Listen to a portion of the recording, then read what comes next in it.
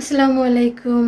আবার চলে আসলাম আরেকটা নতুন ভিডিও নিয়ে। আজ আমাদের বাংলাদেশের জন্য শপিং করা লাস্ট ডেট।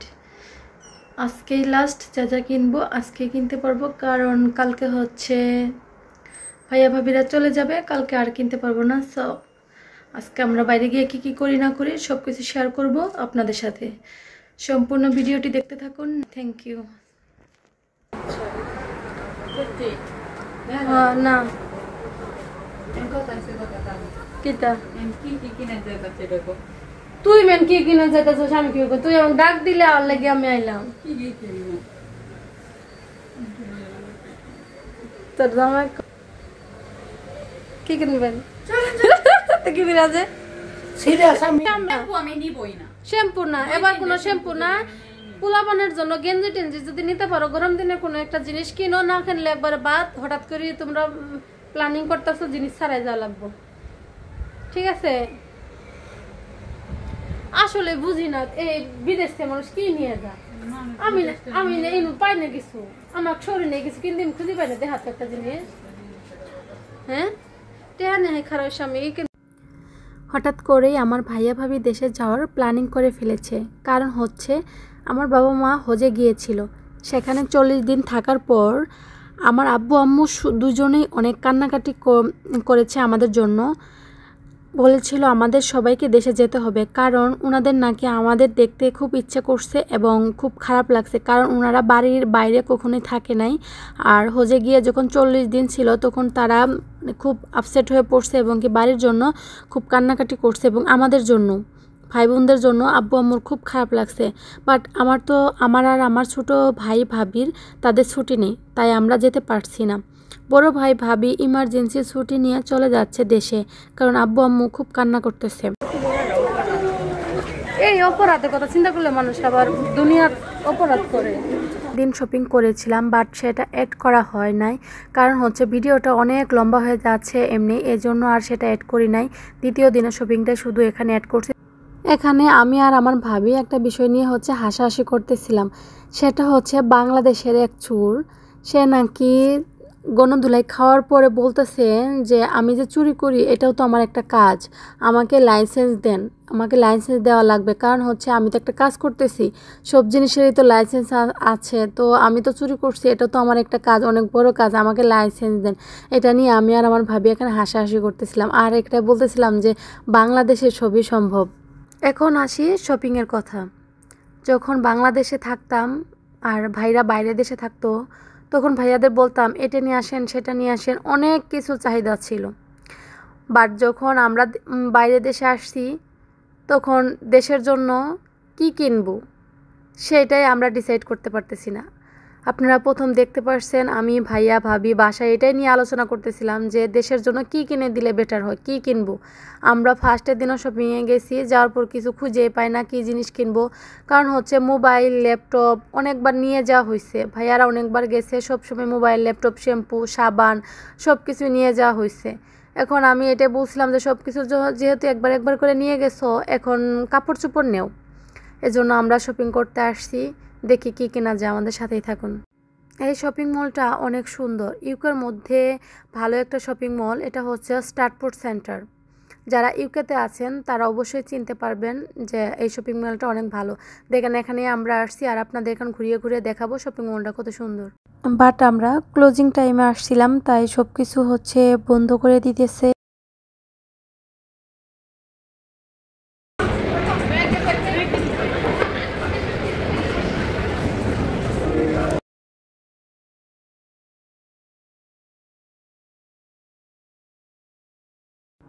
আমি এখানে একটু স্পিড বাড়িয়ে দিয়েছিলাম।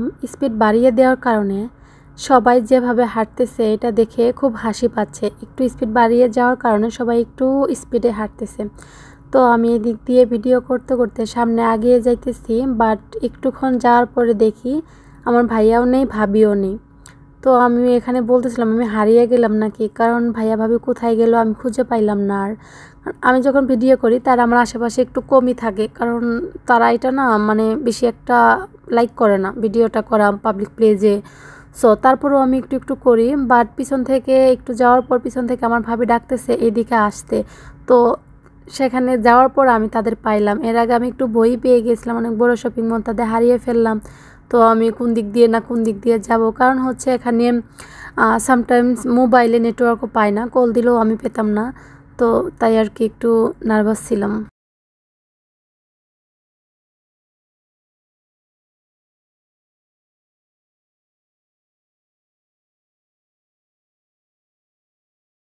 আজকের ভিডিওটা একটু লং হয়ে যাচ্ছে, সবাই কষ্ট করে একটু দেখে নিন প্লিজ।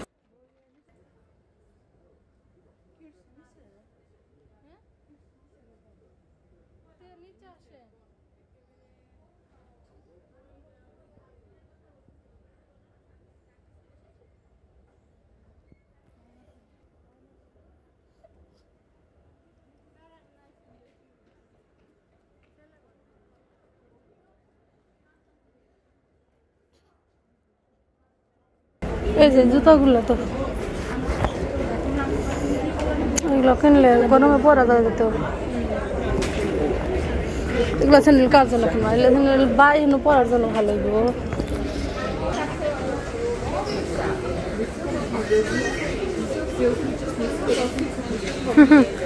বেবি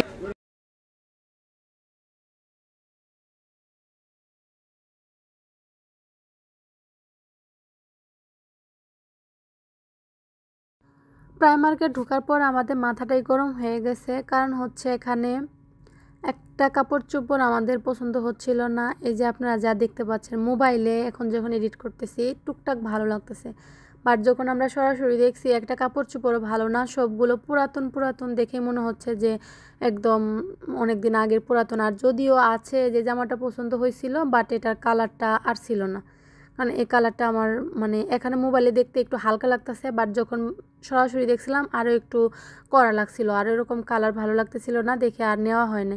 আরও দেখতেছি পুরোটা, দেখি আরও পছন্দ হয় কি না। একদম মানে যাওয়ার পর মনটাই খারাপ হয়ে গেছে, কোনো ড্রেস পাইতেছি না, কোনো কিচ্ছু পাইতেছি না বাবুদের জন্য।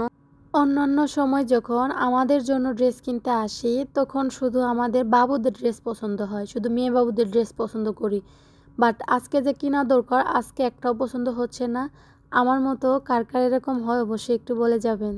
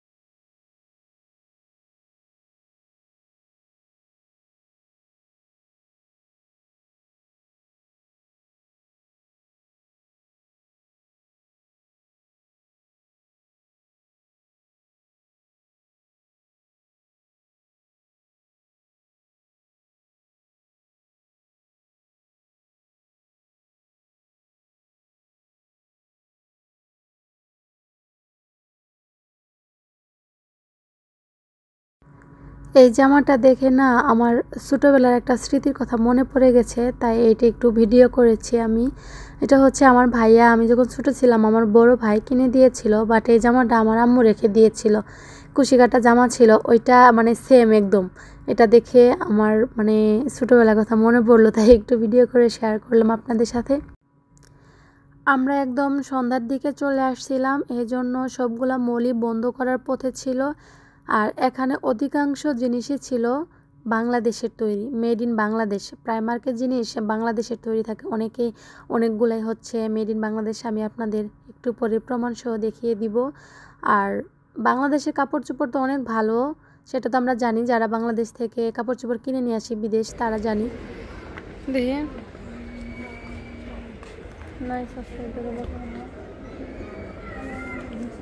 এইটাই নো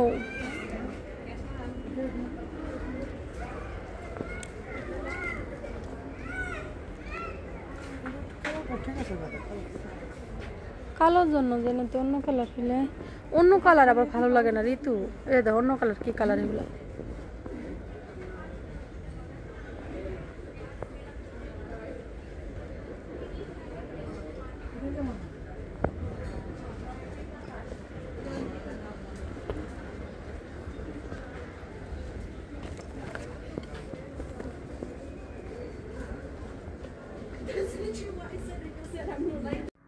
আমরা কাপড় চোপড়ের সেকশন থেকে চলে আসলাম ব্যাগের সেকশানে। কারণ হচ্ছে আমাদের একটা কাপড় চোপড়ও তেমন পছন্দ হলো না, তাই কিনলামও না। দ্বিতীয়ত হচ্ছে যদি আমাদের জন্য হতো তাহলে আমরা কোনো রকম কিনে ফেলতাম যে পরে ফেলবো, বাট এগুলা যেহেতু দেশে নিয়ে যাব, আর দেশের মানুষেরা তো কেউ না কেউ বলতেই পারে যে বিদেশ থেকে কাপড় চোপড় নিয়ে আসছে, তেমন একটা ভালো না। এই দিক দিয়ে চিন্তা করে আমাদের আর নেওয়া হলো না। আমরা বললাম যে অন্য কোনো মল থেকে নিব অথবা বাংলাদেশ থেকে কিনে দিব, যেহেতু আমাদের আর টাইম নাই। আজকের দিনটাই শুধু আছে, কালকে ভাইয়াদের ফ্লাইট, তো চলে যাবে কালকে, তো বিকালবেলা চলে যাবে। সো কালকে আর বের হওয়া যাবে না। এখন চলে আসছি ব্যাগের সেকশনে, দেখি ব্যাগ পছন্দ হয় কি না। বাট এখন দেখা যাচ্ছে ব্যাগগুলো মোটামুটি ভালোই আছে। আর আমি এখানে সবগুলা ব্যাগের ভিডিও করতেছিলাম, ভাইয়া ভাবি ওইদিকে পছন্দ করতেছে, আর আমি এগুলা ভিডিও করতেছিলাম। ব্যাগগুলো অনেক সুন্দর, ব্যাগগুলো না প্লাস্টিক, যে ইয়ার বস্তা যে আছে না বাংলাদেশে বস্তা, ওই বস্তার কাপড় দিয়ে, বস্তার সুতা দিয়ে আর কি বানাইছে ব্যাগগুলা। ধরে না পুলিশের হ্যান্ডকাপের মতো। দেখি খুলেন, দেখি খুলেন একদম। বাট এই ফিতা ফিতা আছে কিনা দেখো তো, ফিতা লাগাবা অন্য জায়গায়, ফিতা হইলে ঠিক আছে না। দেখি আন্তাজি গোস ফিতা থাকতো না, বাট ফিতা যে ডরবে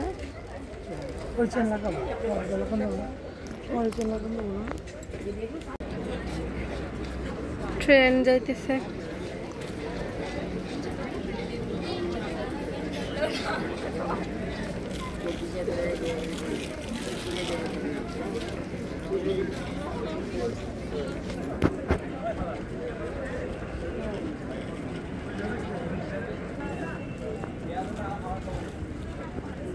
একটার পর train line, metro rail line, একটার পর একটা রেল যাইতেছে।